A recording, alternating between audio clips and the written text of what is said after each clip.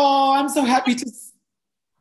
Hi, Cha Cha Chow. I'm so happy to see you. So magical. How are you doing today? How are you? It's so great to catch up. I'm well. I'm in a fake forest, which is the background. It's actually my wallpaper, but it's good. It's good. It's so nice to talk to you. It's so nice to talk to you too, everybody from our massive studio audience that's here to talk with Livia and fans, of course.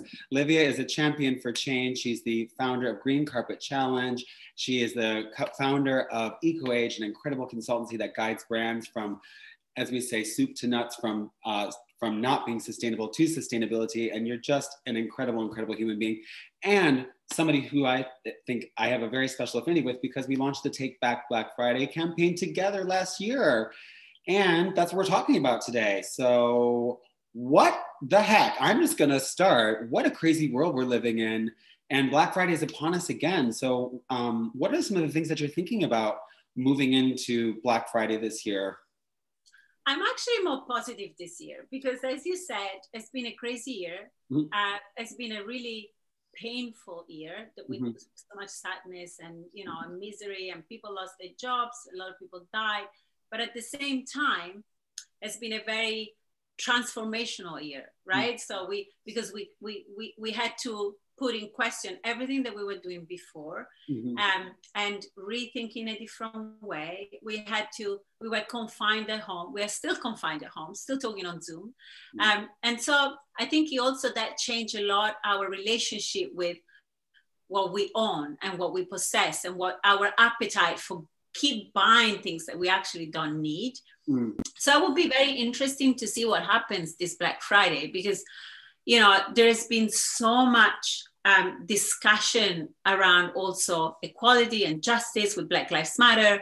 A lot of businesses have been struggling. So there's been a huge call to support small businesses and local businesses. And, so it would be interesting to see how maybe this year we have to work less to campaign against Black Friday, because a lot of people have arrived to that point by themselves.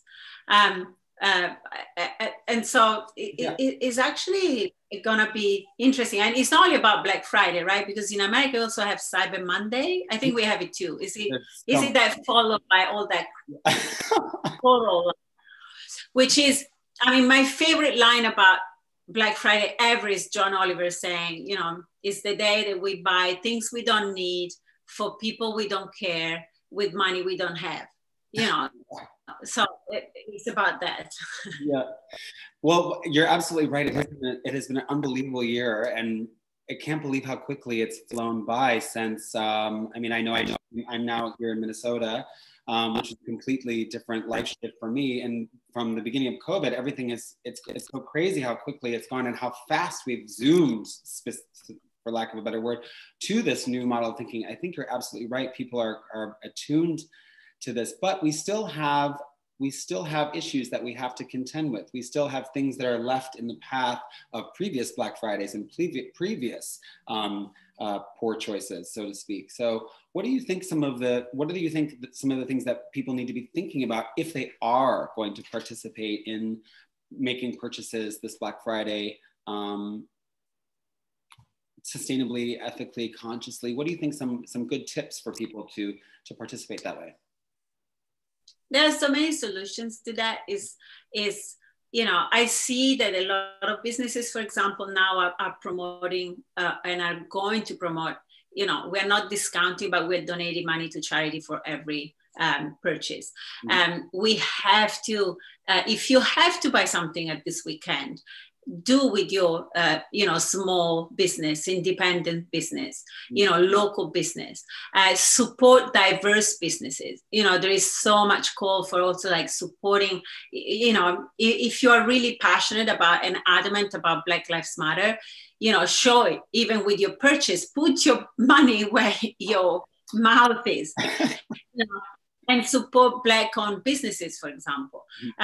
If you can exchange, which is our favorite thing, Patrick. Do the global fashion exchange and just exchange things. And instead of, you know, I actually thought for the first time, I was thinking about Christmas presents this year. And I thought, I have so many incredible things this year. And instead of buying like something new, I should give something that I really value in my wardrobe to my sister or to my mom or to my best friend, you know. So good. Because, you know, I'm not gonna, you know, I have so much stuff. Yeah. And so I'll help you do the edit for that if you need. I'm sure I can help take some things off your hands. We should do that. So there are so many solutions. And you know, buy pre-loved, buy secondhand and vintage, and but it's like, part of me wants to say, don't buy anything on Black Friday. Just gift an experience, gift you know, your time to someone. Gift, you know, if we were able to meet each other or hug, like gift a hug, but it's slightly more challenging during COVID. But it is, you know, Black Friday has been built to make us buy.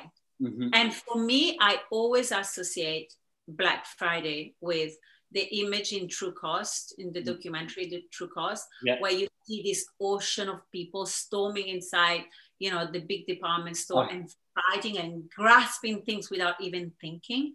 And for me, that is the perfect image for Black Friday. And it's also an excuse to say, oh, but this is when everything is discounted. What if I can't afford to buy something? This is the only time of the year I can afford it. It's like, no, you know, it's not true. There's other solutions. And that is actually such an iconic scene for all of our people watching. You were the executive producer of that with Andrew Morgan.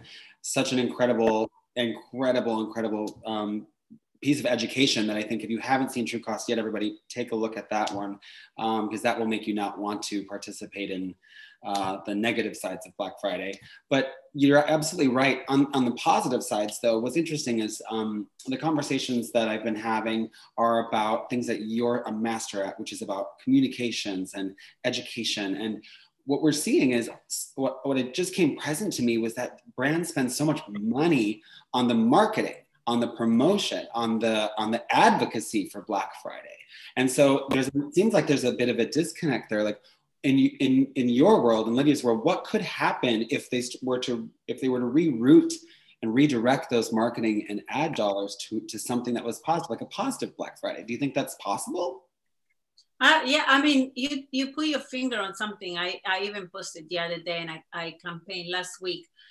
On the same day on my Instagram feed, I noticed that H&M just launched a new conscious collection with this ambassador that was, you know, they were actually pushing the fact that this ambassador was really informed and a scientist, you know, they really studied properly all of H&M sustainability thing and how amazing it is.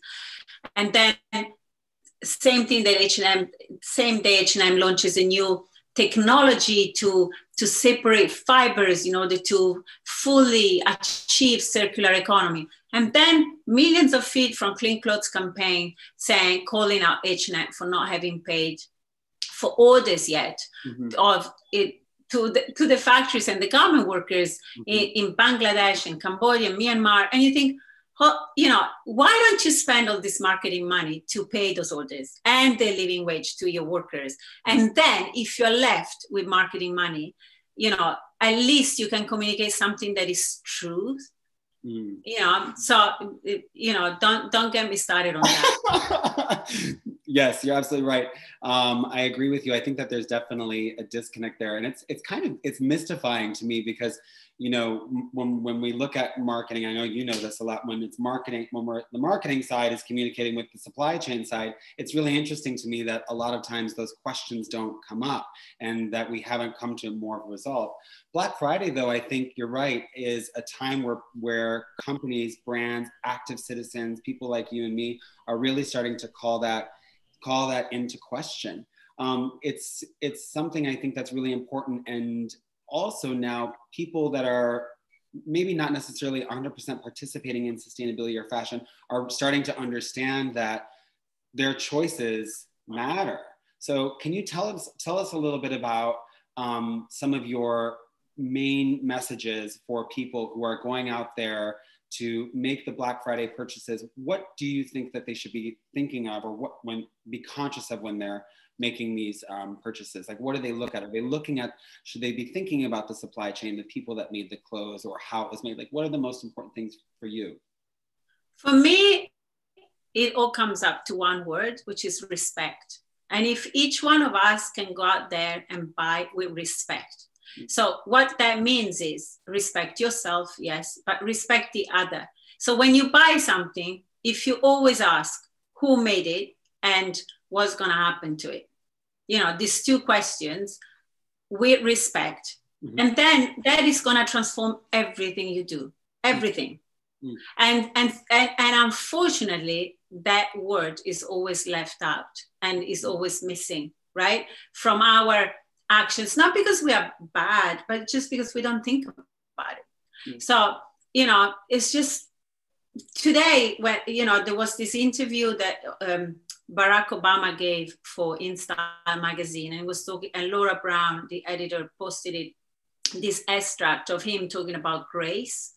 And it's about that. Sometimes it's just simple. Life can be really, really simple, and we can, you know, pontificate about big issues. But then when we bring it all back to one simple thing, and he brought it all back to grace.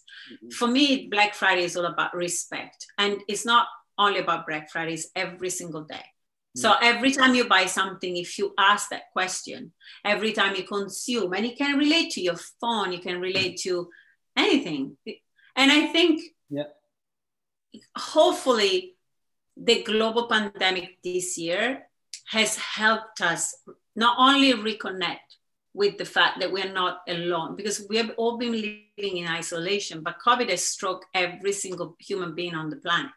So it's reminded us that we are one huge population, and we are interconnected through that problem. So hopefully that word respect is going to start be more present in our actions and daily life and vocabulary. And you do that, you do such an incredible job with that, with all of your advocacy work and the communications that you do. So that kind of brings me to a funny little anecdote story. And, you know, my mom loves you, so we're always talking about you. So I'm going to bring my mom into the conversation. Sharon, when I have that love for our moms, they're like Italian in disguise. Sharon loves you. So Sharon was telling me the other day that she has now, Sharon is a light Instagram user and a light social media user. And she basically would use it kind of to keep up with the projects and keep up with you and keep up with the time. But, and we would kind of scroll through it together with our morning coffee. And my mom said to me the other day that she's now removed herself from Instagram and social media altogether because she saw a film called The Social Dilemma, and it woke her up a little bit to what she was actually participating in, which she had no idea about. So what was happening, what she did was she went and looked at her purchases for the past 6 months and realized that the last 6 months of her purchases were all guided by ads that were given to her through her Instagram feed based on things that she was shown in searches that she did on her computer. So when she told me that she took herself off, that was a really powerful moment for me, because it showed me that, wow, this is actually somebody who may, you know, is of course, a very intelligent human being. And I love my mom, and she's very conscious, and she's an advocate for everything, for Champions for Change too. But it's hard to pull yourself away from this. Sometimes you don't even know what you're digesting, and you're digesting it. I think that's a huge issue. So to your point about respect and education and advocacy, can you share some of your go-to places to go to look for information on how to be a more conscious citizen so you can participate in Black Friday consciously? That's a very tough question, because, you know, maybe Clean Clothes campaign could be a great place. Well, no, because I was saying, for me, it's a mixture of, obviously, everyone can come to ecoh.com. And yeah, of course. that, obviously. But also, I do get a lot of my information from following, like Clean Clothes campaign, 100%. There is Fashion Revolution, you know, there's people like you, you know, I sometimes I get a lot of my information from you because you are so vocal, and you know, and you use your Instagram truly for social change. And you know, Venetia Lamana, and like there is plenty of accounts that you can follow, Lucy Siegel, and like plenty of accounts of people you follow that use social media in the right way. To the point though that you know, it's to your mom's point, it almost is because we now through the algorithm we basically get pushed the content that we want and we're interested in already. You know, sometimes we end up thinking everyone thinks like us, and you know, and it's absolutely not true. But also, you know, is to look at different voices. Like there is Aja Barber has become someone like they're so vocal on Instagram and Twitter, and you know, there are so many now, and so many issues, I think, too. And it's almost like, how do we use if you are an Instagram user, how do you Instagram as a newspaper, right? Because you know, good point. Yeah, let's talk about that. Because we use Instagram as, you know, like just like a visual thing to scroll on images and put hearts without even, like sometimes I will post a picture and write a long explanation underneath about a campaign, and you do the same. But then the comment, if I go and look at the comment, is someone that clearly hasn't read my thing.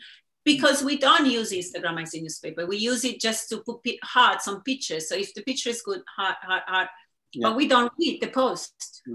So, and if you read posts sometimes, you get access to, you know, I get then sent to other one. Like Cameron Russell is someone who's very active, and, you know, the Sunrise Movement, I discovered through her account.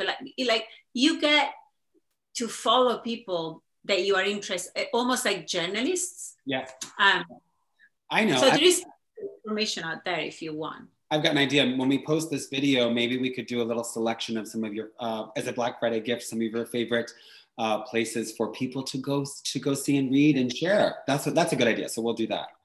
Oh my gosh. And another thing I'd love to talk about too is your work with supply chain and fashions, like fashionscapes, and how you use beautiful content and making people feel good to inspire them to make better choices. So the last time I saw you in person and we got to hug was in New York City when we were at the Botswana Diamonds debut with you and Andrew, and that was really incredible. But I'd love for you to just talk on how people can actually use their tools, which is creating content and their messages, to inspire. Because I think for me, I am always saying like, make it sexy, which I don't know if that's such a good thing to say, but I guess the root of that is create something that people feel good and connect to. And you're such a master of that. Can you share more about how you do that and some tips and tricks so when people are sharing their Black Friday messages? Yeah, I mean, there is nothing as powerful as visual advocacy. So if you want, you know, the power of storytelling is our biggest, you know, friend and instrument that we can use. And that maybe comes from my past as a documentary producer, and, you know, so using images and to inspire, as you said, to inspire people. Also, you can't always give people doom and gloom and bad, because people then switch off their inner activists because you think, oh my God, I'm so overwhelmed, I can't do anything about it. If you inspire them or you make them laugh, then actually, you know, in fact, there is another fantastic resource is the Climate Story Lab, which it's amazing. I don't know it. Okay. Yeah, that is another incredible. If you want to learn the power of storytelling and examples, definitely go there. Okay. But I also read this year a fantastic book by Rob Hopkins. It is the guy who founded in England the transition towns, and is an incredible book called From What Is to What If. And it's about unleashing the power of imagination. Because if you imagine something, so what if, and then you build it, it's up to you, right? So if we always stay in the what is, it is like this. It sucks. Okay, let's go on with it. You know, and instead, if you say, well, but hold on a second, what if we did this? And I think this year, for example, the green carpet fashion. I was going to say that was a what if. It must have been, right? It was precisely a what if moment, because we were like, okay, we can't go in La Scala, we can't do the event physically. You know, yeah, we could let's do it online, like everyone is doing on Zoom or something. And then I was like, hold on a second, what if? And we did it. Yeah. Because we imagined it, and we were able to do it because we imagined it, we dreamt about it. Yeah. You're the queen of what if. That's what that is. Because I've heard you, every time I'm with you, I hear you say, what if, what if, what if. Yeah.